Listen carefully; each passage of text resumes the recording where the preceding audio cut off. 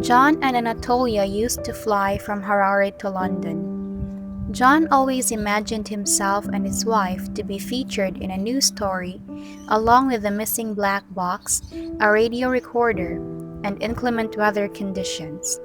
They died on the same day, not in an air crash as John imagined, but in a car accident.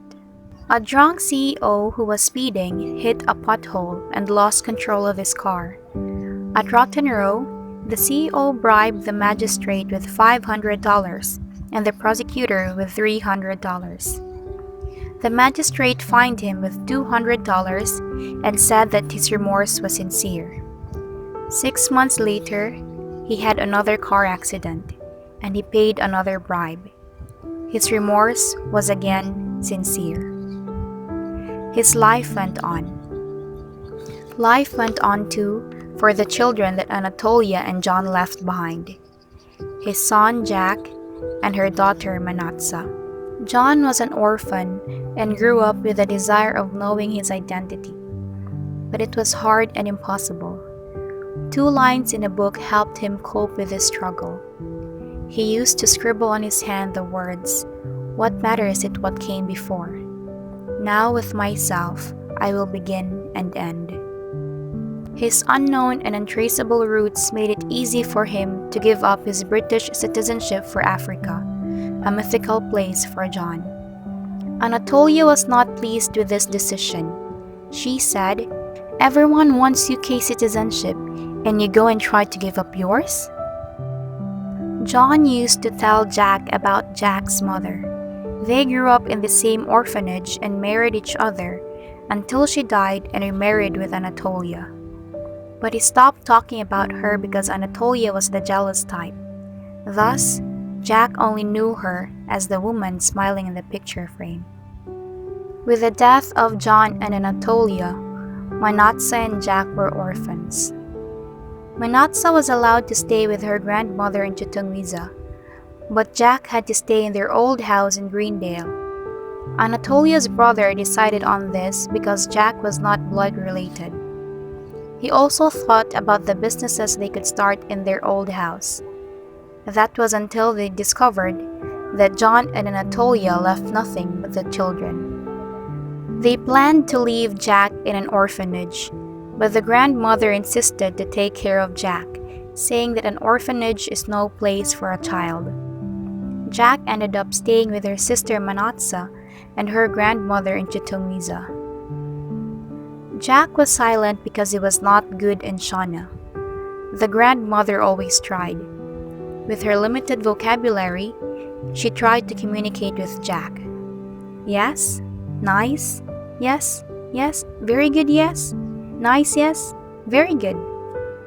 With time, Jack's Shona improved enough to release his sister's grandmother from the constrictions imposed by English, and he learned to make a plaything of discarded objects.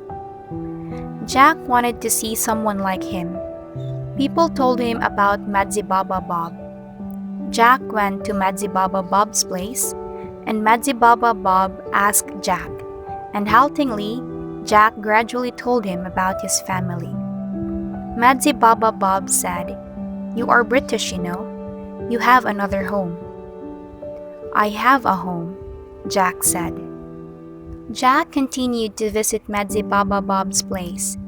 They did not talk much. Jack sat on the veranda making his wire cars while Madzibaba Bob smoked a pipe and read his newspapers. One day, Jack thought about his future. Would he go to Britain or stay in Chitungwiza, marry, and become another Madzibaba Bob with a wife who made him 6 green shirts and 7 pairs of blue shorts with her sewing machine? Jack did not like the second idea. He did not want Chitungwiza's children screaming "Morongo, Morongo" after him. He would always be a person apart, a Morongo like Madzibaba Bob. Different, always having to be called by what and not who he was. Always identified by the striking singularity of his difference. Madzibaba Bob's words came into his mind. "You are British, you know." But for Jack, Britain had only been a place where people went to get money. Medzi Baba Bob visited Jack's house and talked with the grandmother. Jack pretended as if he was not listening. The boy is a British citizen. It may well be that he is best among his own kind. They will advise you better at the British Embassy. I suggest that you go there with him. It is in town, at Corner House on Samora Hill. Manatsa got sick. Grandmother was finding it hard to put food on the table. The meals were always well cooked, but they were too little. Jack overheard Manatsa crying because she was hungry, and her grandmother was crying too. Jack thought he needed to do something. Just like the other people who went to Britain to get money, he decided to go there. Because the grandmother often warned them about the dangers in the street, he taped his passport onto his skin. He took his passport and left a message for the grandmother. He asked around where the corner house was. A rough-looking man with a kind voice helped Jack. Jack got into the passenger seat of the car that was parked a short distance away. The man barked a few more questions, but soon gave up when Jack refused to talk. A lump formed in Jack's throat. He swallowed and blinked hard to push back the hot tears that he could feel gathering. "That's Corner House," the man said, and indicated the building with a stubby finger.